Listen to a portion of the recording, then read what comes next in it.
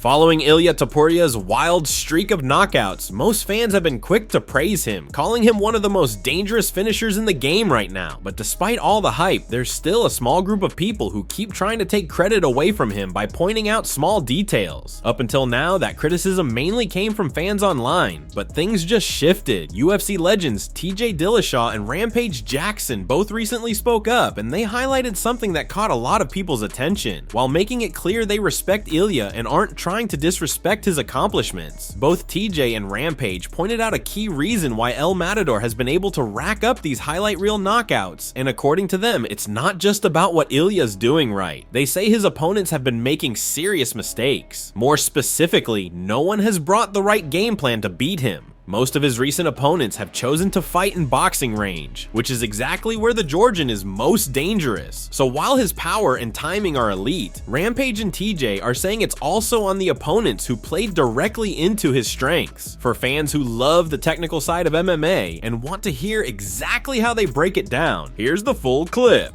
Someone that's not going to play that middle ground. Like right here is where I don't want to be a Topuria, right? I want to be here. I want to land my kicks. I'm going to be moving. I'm going to fit takedowns, right? Even if he's got good wrestling, I got to be a full-rounded MMA fighter to beat Topuria. I'm not going to beat him right here in this middle ground. This is where he's the best. Why be there? I want to be at kicking range. For me personally, I want to be somewhere where I can kick, because now like I'm this much further away, it's going to be harder for him to get to me. I'm going to move around. I'm going to get him to grapple and make him tired. Hey, I'm a big fan of Topuria, and I hate that I'm going to say this, but what he just said is 100% right, because what is Topuria's #1 weakness? Head kicks. He did get kicked upside his head. He gets dropped from that. Yeah. My thing is, if I was fighting a guy like Topuria with really good boxing, I would use the cover roll. Cause look, he got a really good jab. I don't know how much he sets the jab up. Me, I would always parry that jab, but then I would cover roll, but there's no secret. And the reason why I do the cover roll, because it sets you up for your counter. And most people, they punch, and they like this a lot of times. Like this a lot of times.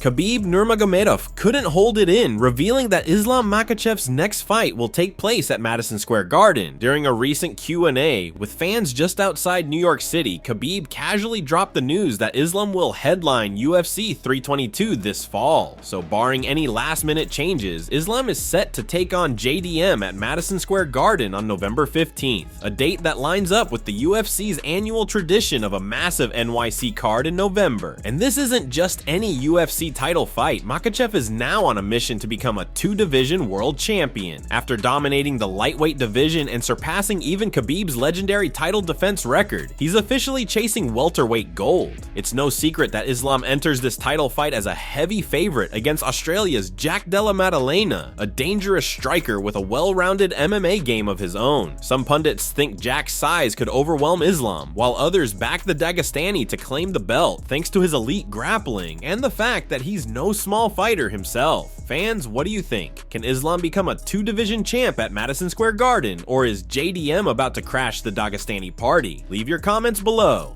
Here in New York. Come on, Ali, brother, they promised us. Be quiet, please. I think the manager. He upset because I give information. Like, but this is his deal with UFC. I don't deal with UFC. This is his problem.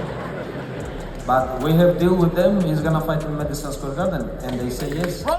Islam Makhachev was recently involved in a street altercation that ended with him getting headbutted. The incident came to light through his close friend and fellow Dagestani fighter Ikram Aliskerov, who is most recognized by fans for his knockout losses to Khamzat Chimaev and later Robert Whittaker, despite putting together a solid win streak in between. Both Islam and Ikram hail from Makhachkala, Dagestan, and have maintained a close relationship for years. In an interview with the Russian outlet Analytics MMA, Ikram explained what went down. According to him, the confrontation happened shortly after the press conference for the Islam Makhachev versus Arman Tsarukyan title fight. Apparently, a group of acquaintances, not strangers, got into a heated exchange with them. One of Islam's teammates had hinted at the situation on social media, prompting fans to speculate. But Ikram cleared things up, confirming there was an altercation and that Makhachev was headbutted, though no serious damage was done.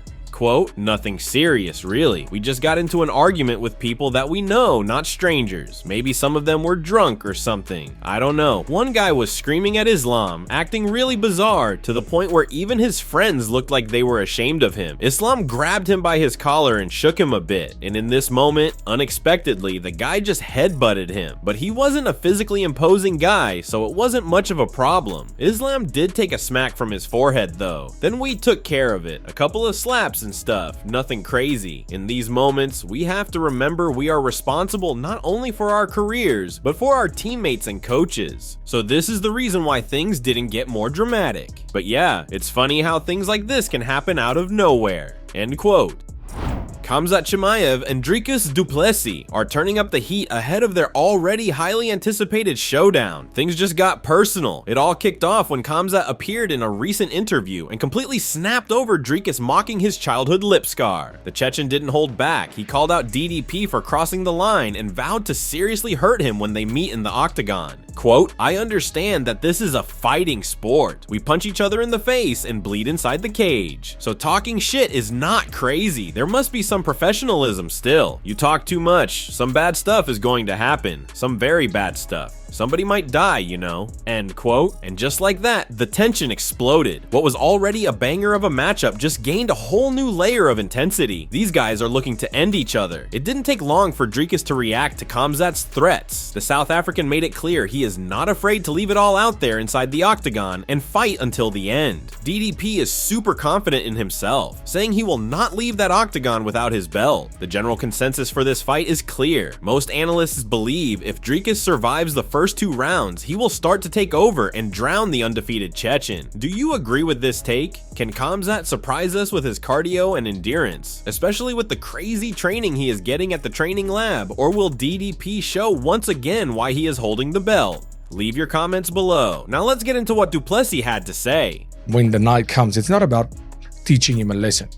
Wherever this fight is, win or die trying, it's about proving once again that I will be the greatest of all time and doing whatever I have to prove that. You're only as good as your opponent lets you, and I won't let you look good. I can let you look good, but I can't let you win, unfortunately. Are you worried he pulls up? He doesn't have the greatest record. Well, those are the kind of forces that doesn't bother me, because I try not to be concerned about things that I have no control over. UFC always finds a plan. Believe me, I'm going to defend it. I'm going to defend it. There's no way. I'm not leaving without my belt. There's no way. The belt doesn't define me. My performance defines me. And unfortunately, for me to be defined, this is the personification of that. That's it from MMA Psycho. Thanks for watching. Don't forget to leave a like and subscribe for daily MMA news.